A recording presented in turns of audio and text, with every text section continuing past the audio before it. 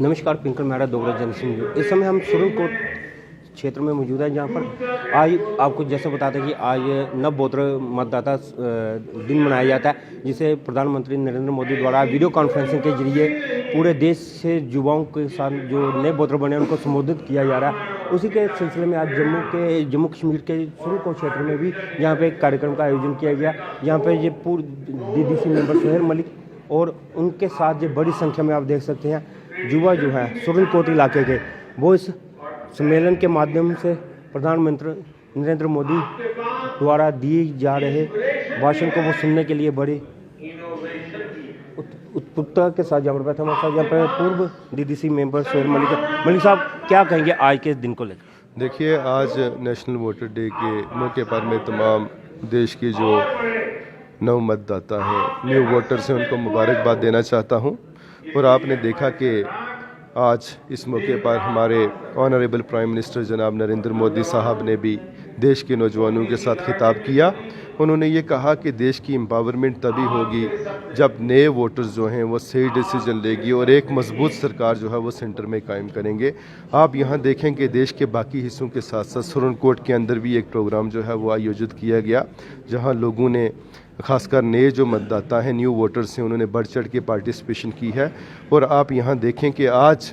देश जो है, देश के साथ साथ जम्मू कश्मीर के साथ साथ पुंछ, राजौरी और सुरनकोट भी तेज़ी से बदल रहा है। आज तरक्की के नए मौके हैं। आज हमारे new road projects, new water schemes, supply schemes, उसके साथ साथ hospital, new education policy and the list is long. आज ऑनरेबल प्राइम मिनिस्टर साहब ने ऐसे कार्य किए हैं कि जिसकी बदौलत ये जो रिमोटेस्ट एरिया हैं इंडिया के, इनमें भी आज बीजेपी जो है तेज़ी से परवान चढ़ रही है। यहाँ जो आप मेरे पीछे न्यू वोटर्स देख रहे हैं,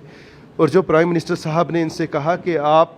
अपना वोट डालिए और हर बंदे को अपना वोट डालना चाहिए, और जब आप वोट डालेंगे और एक मजबूत हुकूमत चुनेंगे, उससे ही हमारा देश मजबूत होगा, उससे हमारी अर्थव्यवस्था मजबूत होगी, उससे हमारी पहचान मजबूत होगी। जब हमारी एम्पावरमेंट होगी, जब हम जो पब्लिक पावरफुल होगी, तो इससे देश की जो है वो एम्पावरमेंट होगी। कुछ साल पहले जम्मू कश्मीर में खासकर इन इलाकों के युवाओं को मिलिटेंसी के साथ जोड़ के देखा जाता था। अब पिछले 8-10 सालों से आप कितना बड़ा बदलाव देखते हैं कि ये युवा अब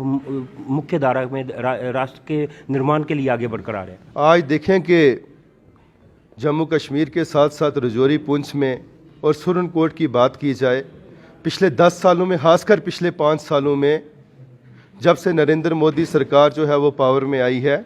आज हमारे युवा जो हैं वो दिल्ली के साथ, मुंबई के साथ,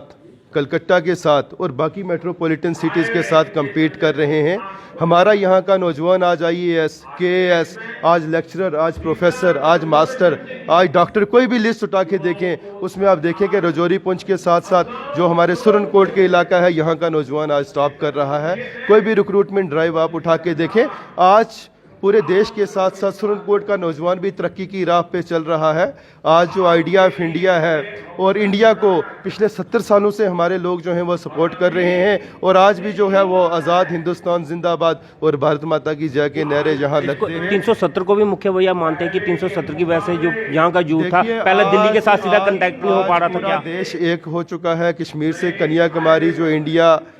इंडिया इज़ वन का एक स्लोगन था, और अखंड भारत की जो बात की जाती थी, आज पूरा देश जो है, देश के साथ साथ जम्मू कश्मीर भी तेज़ी से जो है वो गति की राह पे है, तरक्की की राह पे है। और इस सब का जो क्रेडिट है हमारे नौजवानों को जाता है, क्योंकि आप देखें कि 45% जो आबादी आज देश की है, और 18 से 25 के बीच और 18 से 35 के बीच 70% आबादी जो है वो इंडिया में यंगेस्ट लोगों की है, नौजवानों की है, और India is youngest nation of world. तो मैं ये समझता हूँ कि नेशनल वोटर के डे के साथ साथ जब नौजवान बाकी भी कौमों में हिस्सा लेंगे, जब कल इलेक्शंस के टाइम किसी पार्टी को ये वोट डाल के उसको मजबूत बनाएंगे, जब हम पूर्ण बहुमत की सरकार जो देश में होगी, उससे हम अच्छे डिसीजन लेंगे। आप देखें कि पिछले दिनों जब मालदीव के साथ हमारी कंट्रोवर्सी हुई, तो पूरे हिंदुस्तान ने वन वॉइस में उसको जो है बाइकाट कर दिया। आज वहाँ का टूरिज़्म, और बाद में उन्होंने माफ़ी भी मांगी हमारे, क्योंकि हमारे प्राइम मिनिस्टर साहब की मजबूती की वजह से। मैं ये समझता हूँ कि आज तरक्की का एक नया दौर शुरू हुआ है, और हम सब मिल के जो है वो अगले 2024 में जो माननीय नरेंद्र मोदी साहब का जो कार्य हैं, जो उन्होंने काम किए हैं, और ख़ासकर जो उनका नारा है कि इस बार 400 से पार, मैं ये समझता हूँ कि इस बार जो एक मरतबा फिर 2024 में जो देश के जितनी भी जनता है, खासकर नए वोटर्स, वो माननीय नरेंद्र मोदी लेकिन ये 400 का नारा पार तो तभी होगा ना, इस समय जम्मू कश्मीर में असेंबली नहीं है, इस समय कॉर्पोरेशन नहीं है, रही से जो DDC BDC अब वो भी खत्म हो गया। इन सब के लिए चुनाव होना बड़ा जरूरी है। भारतीय जनता पार्टी एक ऐसी सरकार है जो 24/7 काम करती है। आप यहाँ देखें कि हमारे कार्यकर्ता, सुबह से आपने देखा कि इतनी ठंड में ये प्रोग्राम ऑर्गेनाइज करने के लिए, जिस जगह मैं बैठा हूँ यहाँ भारतीय जनता पार्टी का कोई झंडा उठाने वाला नहीं था, लेकिन आज घर घर में मोदी साहब के काम देखते हुए आज घर घर में भारतीय जनता पार्टी जो है वो मजबूती से परवान चढ़ रही है। और मैं ये समझता हूँ कि इलेक्शन करवाने का जो प्रेरोगेटिव है वो इलेक्शन कमीशन ऑफ इंडिया के पास है, वो भारतीय जनता पार्टी के पास नहीं है। जब भी इलेक्शन कमीशन यहाँ इलेक्शन अनाउंस करेगा, चाहे वो इलेक्शन असेंबली के हैं, चाहे वो लोकसभा के जिस तरह अनाउंस हो चुके हैं, या पंचायत के या अर्बन लोकल बॉडीज़ के हैं, हम मजबूती से तैयार हैं। हम राउंड द क्लॉक जो है वो अपनी ड्रिल कर रहे हैं, और जम्मू कश्मीर के हर ज़िले में, हर ब्लॉक में, पंचायत से लेकर संसद तक आपको भारतीय जनता पार्टी की सरकार में शायद यही कारण है कि जिसके चलते बीजेपी इतने यकीन के साथ कहती है कि हम आने वाले जब भी जम्मू कश्मीर में चुनाव होंगे, हम यहाँ पर मजबूती के साथ उभरेंगे और यहाँ एक मजबूत नेतृत्व देंगे। इस तरह की और अपडेट के लिए आप यही देखते रहिए दोगला जनसंघ। नमस्कार।